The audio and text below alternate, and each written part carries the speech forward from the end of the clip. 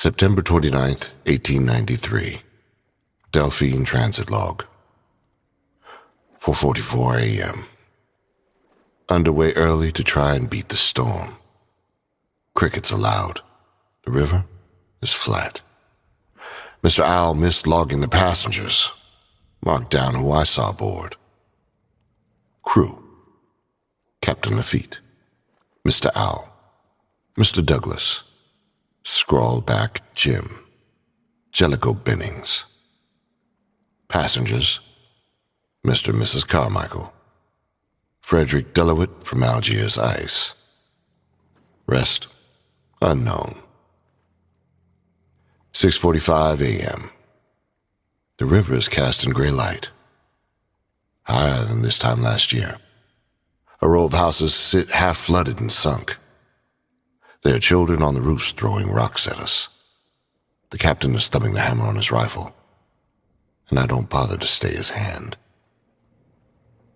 8:15 a.m. We took a deep wake portside and passing a lumber barge. Something heavy dislodged in stowage, and Jellicoe and Scrawlback started to scuffle. Captain stepped in and slapped them both in front of the Carmichaels. No one will say what they're transporting down there, but Frederick said he heard whispering from one of the crates. 10:10 a.m. Nearly broadsided an oak tree felled by the wind, gusting up to 25 knots already. Captain doesn't seem concerned. He's excited. I would be too if my duty was to drink on deck all morning. 12 p.m. I saw the gust blow a circus tent clear into the river, and knew there'd be people caught inside the flotsam of canvas and logs. Steered away as best I could, but couldn't stop in time on account of it blowing over 35 knots. The passengers don't know. I had Mr. Owl clean the blood off the bow. If this storm wasn't haunted, it's going to be now. 4 p.m.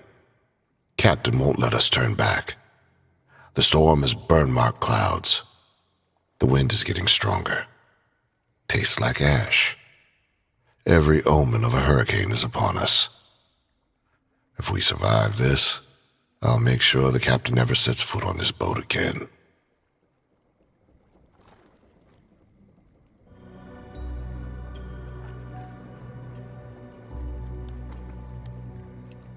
(1895) Summer.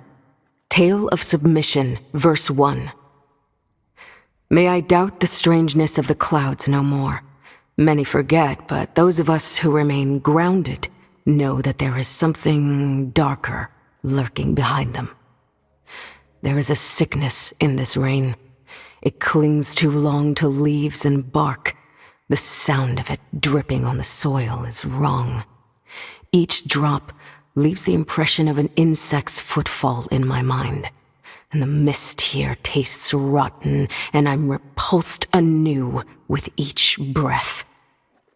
The strange folk about are not bothered by the wetness. They dart out of bushes in the rain holding iron, boards, wrack. They're building a sculpture from this driftwood and the gnarled parts of a boat wreck.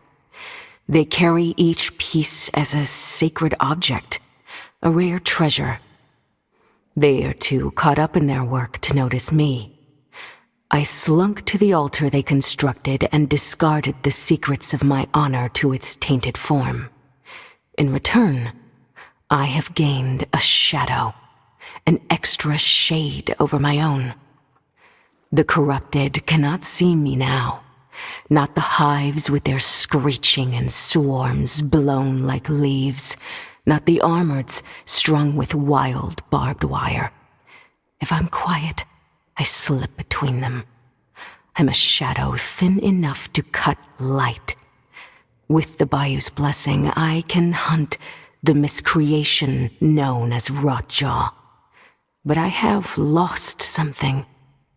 When I close my eyes, I see veins of silver. They are my own veins, but it is not my blood inside them. It is blood from a different land. I feel it, Something else seeing through my eyes instead of me. Something beckoning me to kneel on the banks, to kiss the tracks of the beast with its jaws open to the clouds. The beast that drinks this rain and wishes upon us the foulest season of rot and bloom.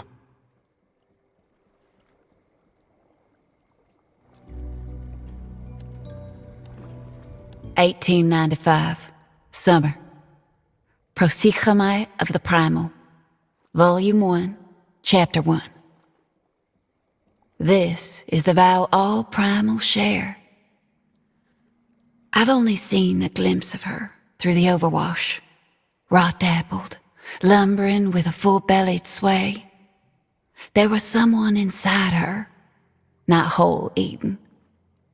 They shot a gun through her flank to escape, but she tensed, twirled the angels of her stomach, and crushed them so only an arm dropped out. I gathered that arm. I enwreathed it with blue crab. I balanced it on the bitten carapace of a turtle to make myself a compass. Not one that points near north, but one that aims true to the wishes of men soon to be preyed upon. The others want to gut her, lash her mandible, sip her salt life until its red be gone, and they possess magics not known. That reptilian folk can't be tracked. He has gained some instinct, some knowledge of my presence without regard for the direction of the wind or sound. Like he smells the blood beating in my heart. His children are easily followed. That ward and that humpbacked one. They are clumsy. They move with the steps of drunk fairies and leave their filth like crumbs. I can lick a beetle and tell of their direction. That is the filth they leave behind. If there is a testament to be writ here, it will be through our prosychomai, this prayer that does not cease. We will come face to face with her. We will offer her the miracle of many fleshes. We will feed her until she cannot move. Around her, we shall make a shrine. But I will be the one to sit atop her. I will have a throne in these waters at last.